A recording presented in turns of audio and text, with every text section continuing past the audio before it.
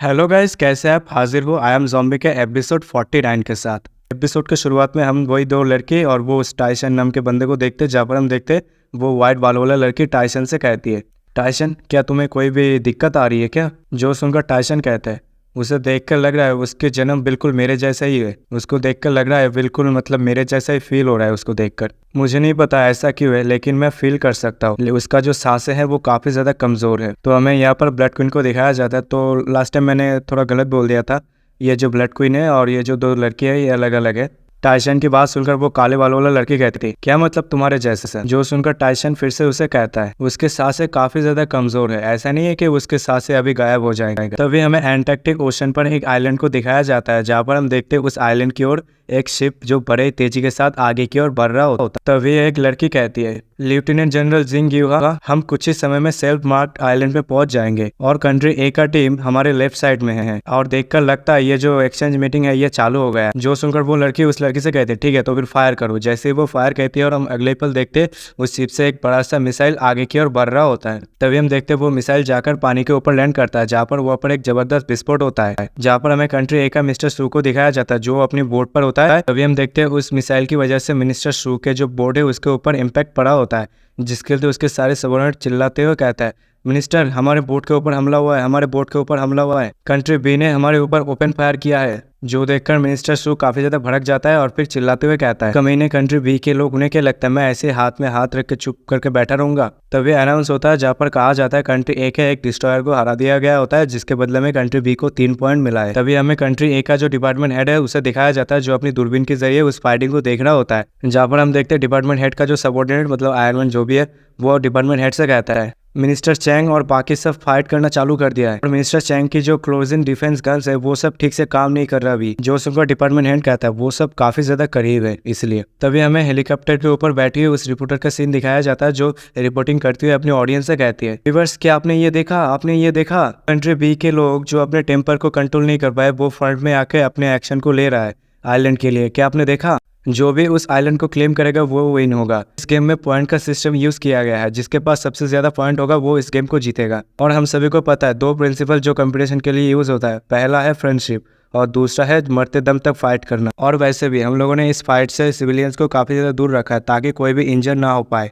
वैसे ये देखना बड़ा ही इंटरेस्टिंग होगा कि दोनों कंट्री के बीच में जो प्रेसिडेंट है उनका हैंड टू हैंड फाइट कैसा होता है। क्या आप लोग नहीं चाहते दोनों प्रेसिडेंट आमने सामने आके फाइट करें हैंड टू हैंड? और हम देखते हैं उस रिपोर्टर की बात सुनकर आम जनता काफी ज्यादा खुश हो जाते हैं और फिर वो लोग चिल्लाते हुए कहते हैं, कम ऑन जल्दी से फाइट करो, फाइट करो और हमें एक अच्छा सा शो दिखाओ जो हम एंजॉय कर सके, जल्दी से अच्छे से फाइट करो और अपना देश का नाम रोशन करो। तभी वो रिपोर्टर कहती है, चलो मेरे प्यारे ऑडियंस, चलो हम सब देखते, हम सब टेस्ट करते हैं दोनों कंट्री के बीच में जो प्रेसिडेंट है उनके बीच रिलेशनशिप कैसा है। और वो समय आ गया जहाँ पर हम देखेंगे जनरल को एक टीम में एक साथ काम करते थे। तभी हमें मिनिस्टर सू का सीन दिखाया जाता है, जो अपने बंदों से कहता है, जल्दी से मुझे काउंटर अटैक के लिए जल्दी से परमिशन दो और काउंटर अटैक चालू करो। जो सुनते ही उसका सबऑर्डिनेट कैप्टन जैक स्पैरो की तरह बोट को घुमाता है और उन सारे अटैक को डॉज कर लेता है और साथ ही साथ काउंटर अटैक भी कर देता है। और हम देखते हैं ये सब छुप छुप के मतलब प्रोफेसर जिमा का सबऑर्डिनेट मोडो या जो भी है वो दूरबीन के जरिए देख रहा होता है और काफी ज्यादा घबराया होता है और कहता है, इंसानी आर्मी। और हम तभी देखते उन सारे जनरल्स के बीच में फाइट होना चालू हो गया होता है,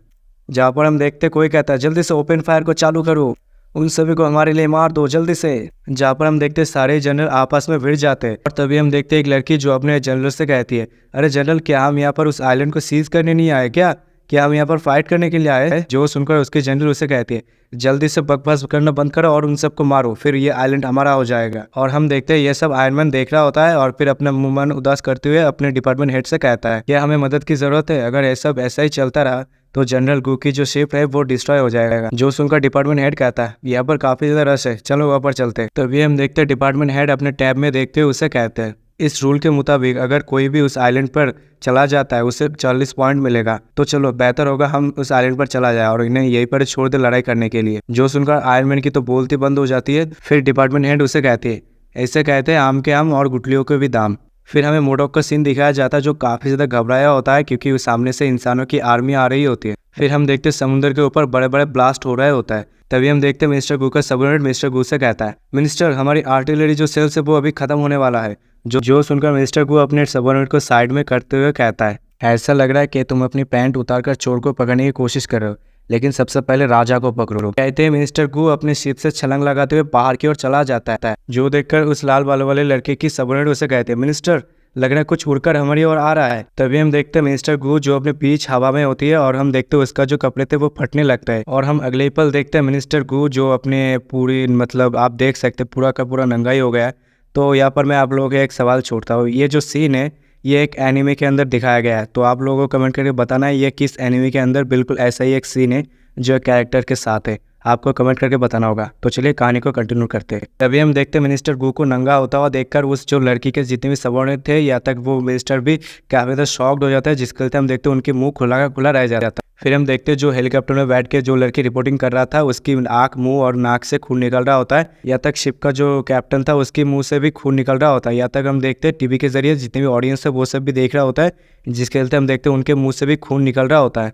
तभी हम देखते हैं वो रिपोर्टर अपनी व्यूवर से कहती है सॉरी व्यूवर्स ये काफ़ी ज़्यादा अननोइंग है। तभी हम देखते हैं कंट्री वी के जनरल जी गुहा जो एक स्टैंड लेता है, जो देखा उसका सबॉर्डिनेट उसे रोकने की कोशिश करता है और हम देखते हैं अगले पर जी गुहा जो छलांग लगाते हुए अपनी शिप से बाहर निकल आया होता है और वो मिस्टर गू के सामने आया होता है और उसे कहता है यहाँ से भागो। कहते ही हम देखते वो मिस्टर गू के मुंह के ऊपर अपना लात दे मारता है, जो देखकर वो रिपोर्टर काफ़ी ज़्यादा खुश हो जाती है और फिर वो अपने व्यूवर्स से कहती है तो फाइनली व्यूवर्स वो मोमेंट आ गया जहाँ पर हम दो प्रेसिडेंट को आमने सामने भिड़ते हुए देखेंगे, तो दिल थाम के बैठिए, यहाँ पर हमें एक ऐतिहासिक फाइट देखने वाले हैं। जो सुनकर वो सारे जनता काफ़ी ज़्यादा खुश हो जाते हैं और सभी लोग नारे लगा रहा होता है कि लाइफ एंड डेथ मैच खेलो। अभी हमें समुद्र के ऊपर 3 और शिप दिखाया जाता है, जहाँ पर हम देखते हैं आयरन मैन जो दूर दूरबीन के जरिए देख रहा होता है और फिर वो डिपार्टमेंट हेड से कहता है डिपार्टमेंट हेड ज़रा देखिए लगता है ये हमारी शिप है।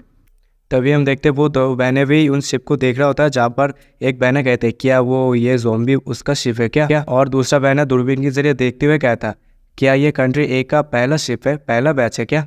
रुको नहीं वो लोग ऐसे नहीं कर सकते, जल्दी से यहाँ से भागो, वो लोग हमसे वो चिकन लेना चाहते हैं, वो लोग हमसे पहले उस आइलैंड पर पहुंचना चाहते हैं, जल्दी से तैयारी को चालू करो, जो भी आइलैंड पर पहले पहुंचेगा उसे 40 पॉइंट मिलेगा, जल्दी से चलो वहाँ से।